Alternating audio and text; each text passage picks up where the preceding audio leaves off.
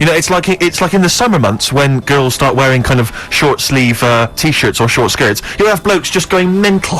Just and I think it's because women spend most of the year because it's so cold here covered up that men forget what's under there. You know, and then when summer comes around, they can't believe it. Actually just hang out of a car window or hang over scaffolding and say, "Get your tits out." I want to go. Has that ever worked? Has it ever worked? What's your success rate with that? Well, I was off to my big job in the city. I got 20 minutes. Why not? Shall I come up there? Or are you going to come down? Oh dear. Extraordinary. Oh. Right, what we got coming up? Quick, keep them hooked. Well, you know, Rick, we've got some songs and some more chat. There'll be some chitter-chatter, and there'll be some songs. We had an email last week from a fella calling himself Paul. I don't know if that's his real name. He said that sometimes... I'm suspicious. I'm already suspicious.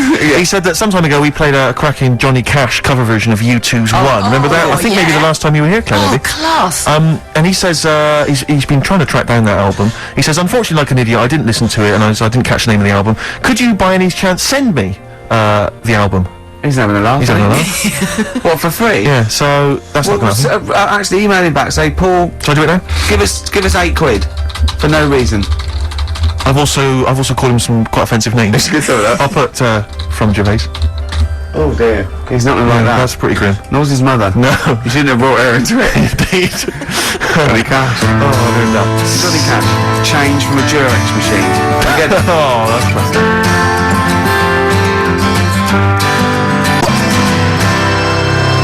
Johnny Cash and his cover of U2's One, magnificent tune.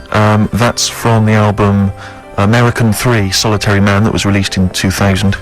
And I've just checked that email that Paul, if indeed that is his name, sent us, Rick, and he didn't ask for a copy of the album, he asked for the name of the album.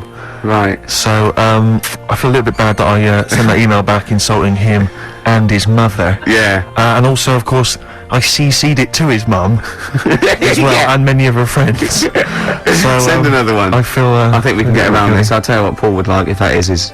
If real name. His name, yeah. He'd like some adverts. He'd love some bloody adverts, Paul.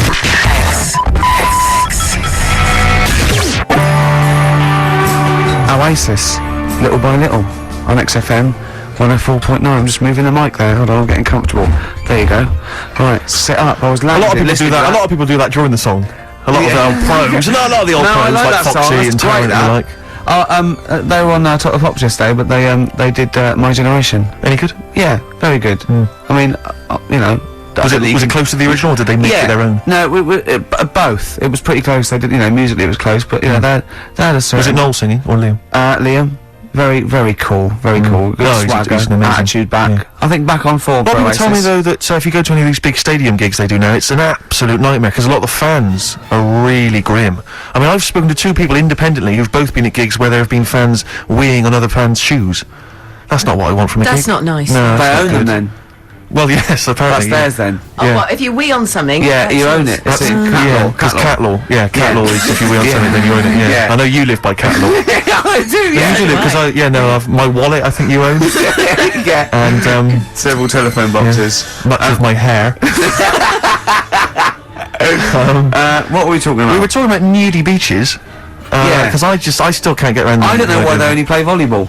No, that's what they do, don't they? Sure, there's other games you could play. I think French cricket would be slightly more. All the pictures I've ever seen of nudist colonies always seem to be quite attractive women and some fairly grizzled sort of 45-year-old men. I don't know if that's generally the clientele, that, you know, it just happens to work that way. But I'm quite looking forward to getting to around the 45 mark. I'm just cruising down. Happy birthday! Right, I'm off. Exactly. Where are you going without your clothes? yeah. And at what point? I mean, you can't go into a nudist colony, can you, without taking your clothes off? I don't know if there's a door policy. No, I think there is. I'm sure. Oh, actually, no, because when I went on my nudist beach, there was actually a security guard stopping you from naked. No. No, Claire. That's very Would it be possible for a bloke who was, say, a fairly good swimmer to swim up to the beach in a wetsuit, not have to come? Okay, well, Let's say for the sake of it that this person, you know, had some time on his hands. Yeah. You know, and he'd made quite a bit of money. He trained 9 hours a day at the lengths in the pool, thinking if I can get Eurostar to France. It could work. Yeah. So what was your nudist beach experience? This was not a colony. No, it just was a choice that this place had a few beaches. One of them was a nudist beach. And could if you wanted see to the be all nudist over- beach from the regular beach? No, you couldn't. You see, Right. it was just round the What about with corner. binoculars? Possibly. Yeah, possibly. But you see, my worry is, as a healthy young man... Yes, you're not if- healthy, young man, are you? No, but I'm talking about you two. Right, sure. You're pretty healthy young men. How awkward it must be for you on a nudist beach if you do happen to see a very good-looking naked lady. What you do if you... Well, that's the reason I've not gone to any. Okay. Just exactly that worry. Because it is very off-putting. Yes. If you had, it sounds like this is a confession. Exactly, yeah. Go on, That what did happened? actually happen to us. Really? An older gentleman. Go on. An older gentleman obviously was enjoying his time on the beach. Right, explain more. I And don't then quite- came over to chat. And you just don't know where to... Sorry, so hang on. So he approached you, Yeah, for a chat, as you do. People are friendly. right, without wishing to get too lewd, within a state of arousal. Is How that the far case? can we go down No, this? I'm not. I'm not trying to sort of. I don't want to get too kind of, graphic or gynecological. Have you noticed... Gynecological. I was going to say how quiet Ricky was keeping But so he this came point. over. He came over. Well, I'm worried about this. I'm worried about telling this story. But I think it's an interesting. I think this is Yeah. an interesting point. Yeah. Because so he came over and he was just chatting away. Yeah. Quite proudly. Yeah. Well, Standing to eventually got attention. quite... Yeah. And why was this? Claire? I mean, not wishing to be disrespectful, but he's a I man. don't know. He's been around a bit. Were you reading erotic poetry? What were you? I was talking about the weather. Right. About how nice it was today. And he approached in pole position, or did he? No. Or did he? I don't like it anymore. Fine. Okay. I don't like it anymore. Let's leave it then. But Let's that's leave what I it. did. I actually ran away. You ran away. That's I went terrible, isn't it? swimming. Was he French? Was it quite tricky to speak to him? Oh, no, you spoke perfect English. So during the break, like Claire said, I won't lose which ones, right? And this man came over, an old fella, and all of us said, and she started off. Said he had the biggest knob I've ever seen. And then I laughed, and then she went, and then it got bigger, and I went, you can't tell it then. I was worried about that, but she left out the funny bit and you just went all weird. Yeah. So this is off his last album, Love and Theft. It is the only track I really like, I'm afraid. I didn't get on with the rest of the album because it was too hoedowny and country blues and stuff, which is it's just not my sort of thing. But this is a nice track called Mississippi.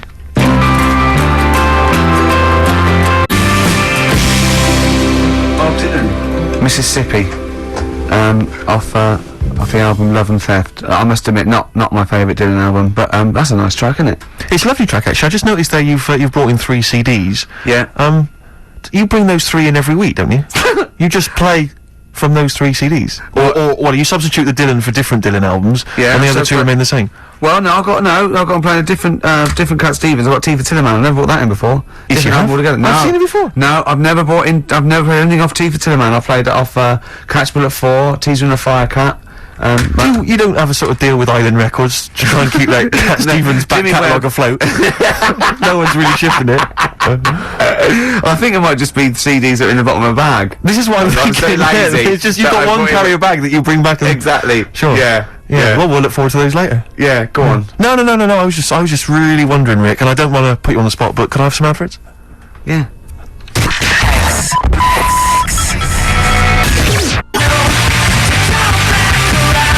Feeder. Come back around on XFM 104.9. I'm Ricky Gervais. Hello there, Steve Merchant here. Of course you are. And so's Claire Sturgis in a way. That's true enough. So That's true enough. yeah. Rick, I partied till I partied last night, Rick, like it was 1999. Really? All over sort of again. old-fashioned sort of way, some old records. Yes, Okay. yes, on my own.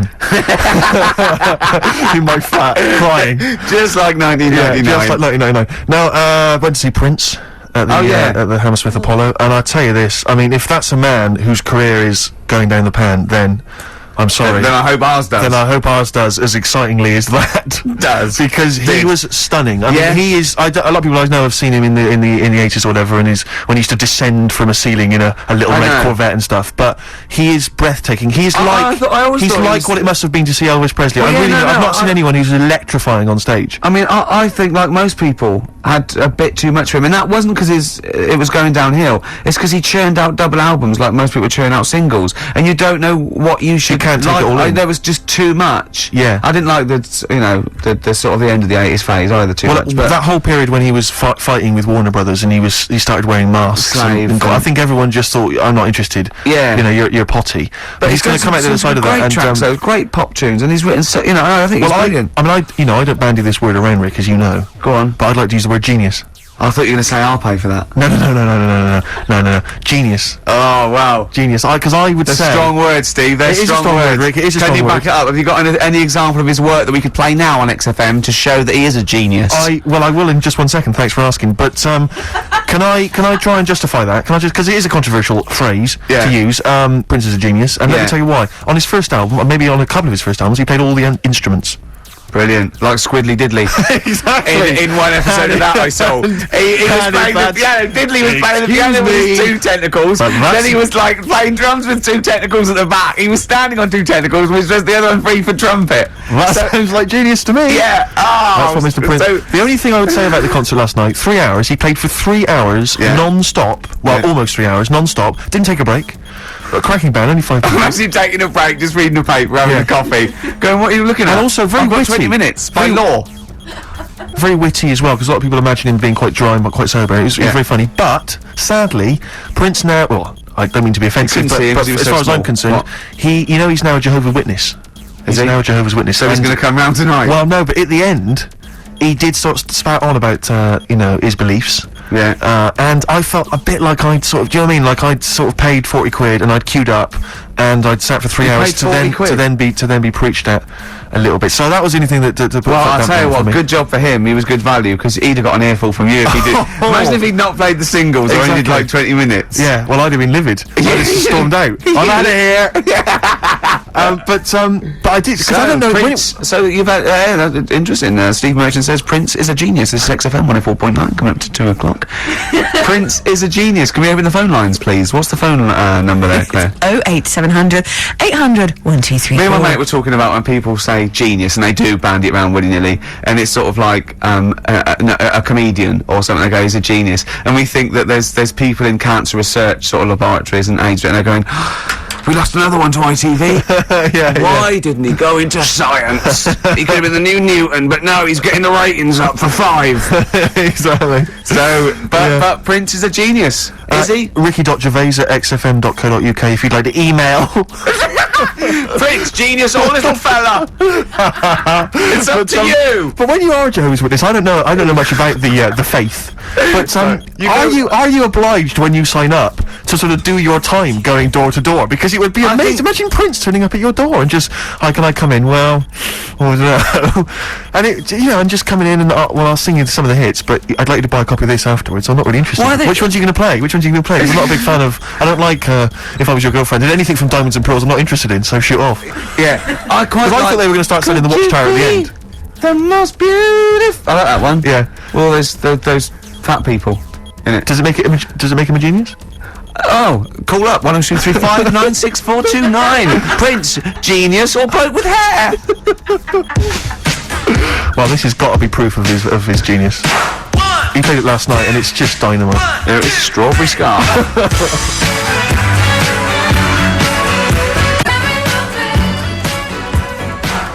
Prince, of course, and Raspberry Beret, one of the tunes he played last night, and breathtaking. I have to say, I can't sing his praises enough. Although, didn't manage to get myself into the after-show party, where Prince is often renowned for playing with the likes of jamming with the likes of Rolling Stones. What would have been your approach to get in? Steve Merchant here, XFM, Ricky Gervais show. Any chance I could come in To your party? to your party, please? I'll be honest. Can I call you Lanky? Well, if it help me get in, yeah. It won't, but thank you anyway. I'll be honest, Lanky. Your chances are slim to none. 4 eyes. Okay, all right. I enjoyed the concert. If that is any. Okay, I could talk about it on the radio. I'll talk about it on the radio I'm going to tomorrow. take away that slim. Okay. It's none now, All right. freak. Okay. Okay. All right. So go away, yeah. Cheers. Okay. Oh. Was it something like that? It was not dissimilar.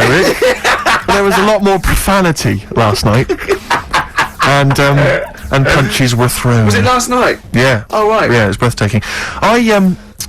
How's it working out for you, Rick? How's it working out for you being a celeb? How is that working out? How's that panning out for you? Is that all right? Is that working all right, Rick? Is it? Hey, all the fame and everything. How was David Bowie on Tuesday? I read about that. Why did I have to read about your presence at the David Bowie gig in the Evening Standard? Why did you keep that from me? Why did you keep that from me? Right, okay, right. I know what you're thinking. I got an invite. It was freebies, and I didn't. Because I discussed this in the past. I said if you get invited to David Bowie or any of the big name concerts, I got to go as well. That's the rule. The rule is that we make the TV show. You're in the show. You become famous. Fine, but I need to be able to also get the benefits of that. Well, I didn't go. Did you read this in the Standard? Yes, I did. Yeah, no. It said. Well, it was in the paper. Rick. It was in the paper. It said present at the concert. It's absolutely true. I'm not bullshitting. Absolutely true. In the concert were Ricky Gervais and Jonathan Ross. Now we were invited, but we couldn't go. Neither of us could go. So I just think they must have seen a copy of the guest list, or someone said they were coming, or they just guessed. But I didn't go. I couldn't go. So there you go. It was Wednesday, and I couldn't go. If I'd have gone, you'd have been there, mate. Rubbish. Because what worries me is that you were invited, or you requested tickets and then you didn't go. No. What happened was the Bowie's people just said, "Are you coming to the concert tonight?" And I said I couldn't. But let me tell you something. Wait a minute. To get you off this track, right? The next night, we did go to dinner with Bowie at someone's house. But look, right, listen. It was a small affair. It was me and Jane, Jonathan, and Jane. It was David. First names. Yeah, no, and I think it was old friends of the family. It was a beautiful house, and it was just us lot, and Richard E. Grant and Pete Townsend and Charles Saatchi and that, and it was just I think it was and it was set places as well, so I couldn't have got another. It was weird because we got there. It said 8 for 8:30, and I got there at like 8:05. And Jane, we can't go too early. And we went in there. And we the servants gave us a drink, and we were standing there. And I was looking around. It was an amazing house. It was a beautiful house. And there's Damien Hirst paintings and Lucian Freud. And I thought, well, when the host comes in, I'm going to go, "You didn't tidy up for us, did you?" But I was actually so overwhelmed. And in through the door, let himself into the door, was Richard E. Grant. And I went, "All right." He went, "Yeah, I'm Richard." I went, "Yeah, all right." And I went, just let yourself in. He went, "Yeah, I live next door." I went, "Oh, okay." And then David Bowie came in, and he came over and spoke to me, and he went, "I've just seen your video, and then this isn't helping, is it? Because this isn't helping." Well, the phrase I was just going to pick you up there on was, "I've just seen your video." Because what? No, I just feel that what. Just for a second. What I feel that David should know is that it wasn't made sort of solely by you, or written entirely by you, or directed entirely by you. It happens to feature you amongst a myriad of other actors, all of whom are brilliant and equally worthy of an invite to that particular do. Yeah. But you'll notice that the person that's representing the show, what got you a place around this table, you notice the one person that was invited is you. Yeah. Just you. Yeah. Well, that's a very good reason. And a woman, what you know, who wasn't involved with the show. Your girlfriend. Well, your partners, you got to, that's it. But once again, she could have stayed at home. You could have gone on first. Well, I did actually say, if ever I get invited to see Woody Allen, and it's two people, that it would have to be you and Jane that went, because you're both bigger fans than me, and I promised that. And so she went along with that. So David enjoyed the show, did he? He did, yeah. Yeah, he did, yeah. And how did the evening pan out? Was it suitably rock and roll? It was very nice. It was really nice. A pleasant. What did you have to eat? I had. There was nibbles sort of coming round, nice. And then they fed you the food, didn't they? I bet they fed you the food. And then we had. What was it? What was for starter? It was like a ravioli thing for starter. I thought I won't have too much. I fill out for the fish dish. The fish was lovely. Then there was a sort of chestnut mousse. And what did you talk about with David Bowie? Just music. Yeah. Music. You appearing on his next album. Yeah. Yeah. No, what? Seriously, what? Because I'm interested to know. It was really nice. He's really so nice and normal. And he actually came over and he said, I've just seen your video, and and then he went, he said, are you going to get the band back together? He meant he'd seen the Room 101, and Right. he was basically taking the mickey out of me. And he was going, no, I thought it was really good. Because you were just a sort of Bowie rip-off, Exactly, weren't you, essentially? no, it was really, really nice and normal affair. Seriously, it was just really. I mean, I was going, oh my god, there's so and so, there's so and so. Yeah. But it was really, we really enjoyed it. It was really pleasant, and everyone was,